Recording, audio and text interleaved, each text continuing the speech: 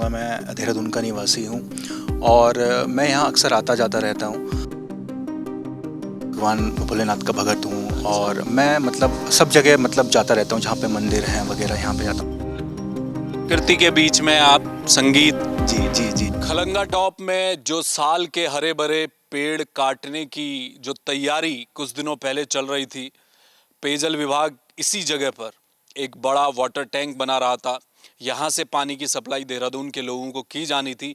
उस वक्त बहुत हो हल्ला हुआ। जय भारत टीवी भी इस मौके पर यहाँ पहुँचा था उस वक्त, और हमने भी एक मुहिम चलाई थी। हालांकि उस वक्त ये खबरें आई कि अब जो शासन है उसका ध्यान भी गया।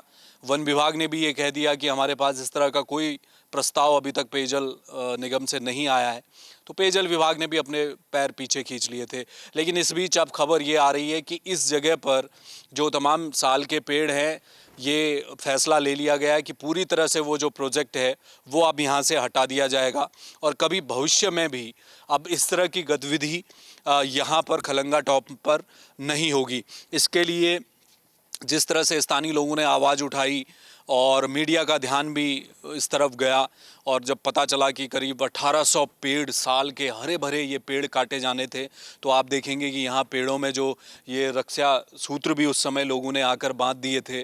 और लोग इसको सिंबॉलिक तौर पर, उनका ये कहना था कि भाई हम इन पेड़ों को कटने नहीं देंगे, क्योंकि ये पेड़ देहरादून की सराउंडिंग में मौजूद इन जंगलों के ये हरे भरे साल के पेड़ हमारी जो लोकल इन्वायरमेंट है देहरादून का, उसको प्रोटेक्ट करते हैं। तो ये रक्षा सूत्र के तौर पर ये तमाम इस तरह के कपड़े बांध दिए लोगों ने आकर कि नहीं, हम नहीं कटने देंगे। तो एक जन जागरूकता जो थी वो लोगों की देखने को मिली, और उसका परिणाम ये हुआ कि उस वक्त भी जब पेयजल विभाग ने ये प्रोजेक्ट कैंसिल किया, लेकिन अब जो पुख्ता खबर ये है कि यहाँ से न केवल प्रोजेक्ट ख़त्म कर दिया गया है, लेकिन भविष्य में भी इस तरह के पेड़ों को किसी भी तरह से कोई नुकसान ना पहुंचाया जाए, इस बात का फैसला ले लिया गया है। तो एक अच्छी खबर है कि खलंगा में अब शांति है यहाँ, और हरे भरे पेड़ हैं। लोग यहाँ अक्सर आया करते हैं इस जगह पर, इस शांत वादियों में पहुँचते हैं लोग। और देहरादून के आसपास अगर हम जंगलों की बात करें तो जंगल बचे ही कितने। एक तरफ आपने दिल्ली नेशनल हाईवे को लेकर मोहन के पूरे इलाके में किस तरह से पेड़ कटे हैं, और इसके अलावा सहजदारा रोड जब बनी, उसका चौड़ीकरण हुआ तो वहाँ भी वृक्षों का कटान हुआ। ट्रांसप्लांट करने की बात कही गई वन विभाग की तरफ से, लेकिन हमने वो तस्वीरें भी आपको दिखाई हैं कि कैसे रायपुर से आगे जाके जो वो वृक्षों का एक तरह से कब्रगाह बन गया। तो ये भी कोई स्थिति अब साफ नहीं है कि अगर आप वृक्षों का ट्रांसप्लांट भी करेंगे तो उसका फ़ायदा ही मिलने वाला है, वो वृक्ष हरे भरे हो जाएंगे बाद में, उसका कोई फ़ायदा नहीं होने वाला। और इसी तरह से देहरादून में आपने देखा कि वो जो दिलाराम चौक से जो कैंट की तरफ जाने वाली सड़क थी, वो वीवीआईपी सड़क है, राजभवन तक जाती है, मुख्यमंत्री आवास तक जाती है, उसके चौड़ीकरण को लेकर था। तो लोग तब भी बाहर निकल कर आए थे, खलंगा को लेकर बाहर निकल कर आए। इसका परिणाम ये है कि खलंगा शांत है, यहाँ हरे भरे वृक्ष मौजूद हैं, इन्हें अब छुआ नहीं जाएगा, ये अच्छी खबर है। यहाँ मैं देख रहा हूँ कि एक कोई साथी हमारे यहाँ नज़र आ रहे हैं खलंगा में। मैं चाह रहा था इनसे भी इस मुद्दे पर बात कर लूँ। आपका क्या नाम है? नमस्कार, मेरा नाम अमित नेगी अमितेश्वर है। अच्छा अमित जी, बताइए, आप बड़ी शांत जगह में, मैं तो यहाँ इसलिए आज आया कि पिछले दिनों हमने खबर भी दिखाई थी, सोशल मीडिया के लोग भी यहाँ पहुँचे, स्थानीय लोग भी पहुँचे, आप तक भी बात पहुँची होगी। सरकार इन पेड़ों को काट रही थी, यहाँ पर एक वाटर टैंक बनना था, हालांकि अब उसे रोक दिया गया। लेकिन अच्छी खबर ये भी अब सामने आई है कि अब इसे दोबारा नहीं छेड़ा जाएगा। आपको क्या लगता है, आप तक ये खबर पहुँची थी? क्या क्या रिएक्शन था आपका? सबसे पहले तो मैं बताना चाहूँगा, मैं देहरादून का निवासी हूँ और मैं यहाँ अक्सर आता जाता रहता हूँ। तो मैंने देखा था, कुछ टाइम पहले एक खबर आई थी, बहुत सारे न्यूज़ मीडिया में मैंने सुना था कि यहाँ पे बहुत सारे 1800-2000 पेड़ कट रहे हैं। तो मुझे काफ़ी दुख हुआ था इस चीज़ का कि जो पेड़ कट रहे हैं तो बहुत ज़्यादा दिक्कत है। एक पेड़ कटने से इंसानों को बहुत दिक्कत हो जाती है, ऑक्सीजन की कमी हो जाती है।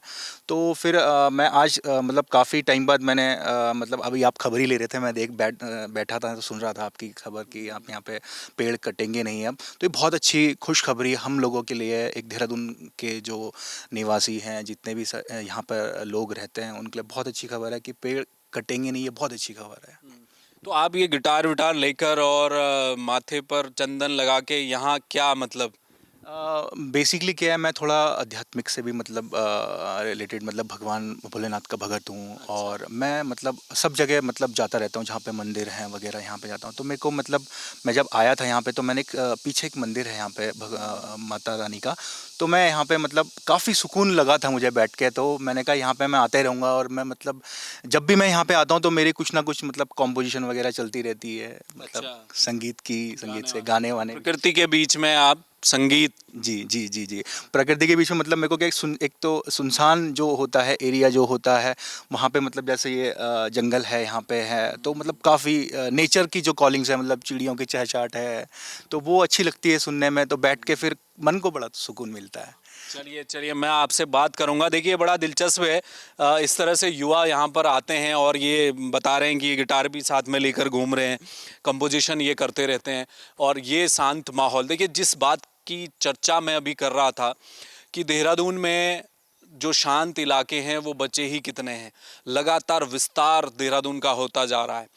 नगर निगम में जो गांव अभी 2 साल पहले तक नहीं थे, वो गांव ही थे, वो अब शहर बनते जा रहे हैं, और आने वाले समय में और विस्तार होना है नगर निगम का। तो जगह कहाँ बची देहरादून में? इक्का दुक्का इस तरह के जंगल जो नज़र आ रहे हैं, अगर उन्हें भी क्षति पहुंचाई जाएगी, उन्हें ख़त्म किया जाएगा, तो वो एक तो हमारे पर्यावरण के लिए बहुत उसके बुरे दुष्परिणाम होंगे। दूसरा, जिस तरह से ये बता रहे थे कि भाई ऐसा शांत इलाका है, प्रकृति है, उसके बीच जाना, कुछ समय बिताना, ये भी अपने आप में किसी शहर के पास एक उसकी अपनी खूबियों में होता है, और देहरादून की यही खूबी है। इसीलिए ये जो पूरा इलाका है, यहाँ का इन्वायरमेंट है, क्यों लोग दौड़े चले आते हैं देहरादून घूमने? इसलिए आते हैं क्योंकि यहाँ पर्यावरण का एक एक अच्छा तोहफा है, शुद्ध हवा है, पानी है, और उसी को तोड़ते हुए अगर विकास के नाम पर इस तरह की योजनाएं बनेंगी तो वो घातक हो सकती हैं। तो एक तस्वीर थी, आज मैं आपको इसलिए यहाँ लेकर आया कि आप देखिए, खलंगा सुरक्षित है, और ये अच्छी खबर है कि सरकार ने ये फैसला कर लिया है कि अब यहाँ पर कोई भी प्रोजेक्ट आगे भविष्य में हम नहीं लाएंगे। ये तो एक बड़ी जीत है देहरादून के लोगों की, स्थानीय लोगों की, और ये जंगल इसी तरह बचे रहने चाहिए, तभी देहरादून भी बचेगा। कैमरामैन मयूर उपाध्याय के साथ हेमभट्ट, जय भारत टीवी।